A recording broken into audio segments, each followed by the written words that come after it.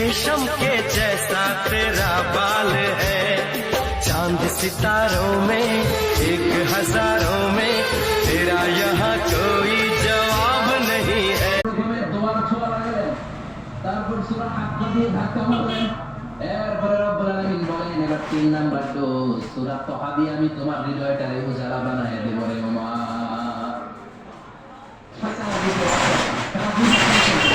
আল্লাহ তাআলা হেদায়েতের রাস্তায় টানছে, শয়তান জাহান্নামের দিকে টানছে। ঘোষণা দেয়া হলো মক্কায়, মুহাম্মাদের মাথা কেটে এনে দিলে এত এত স্বর্ণ মুদ্রা দেয়া হবে।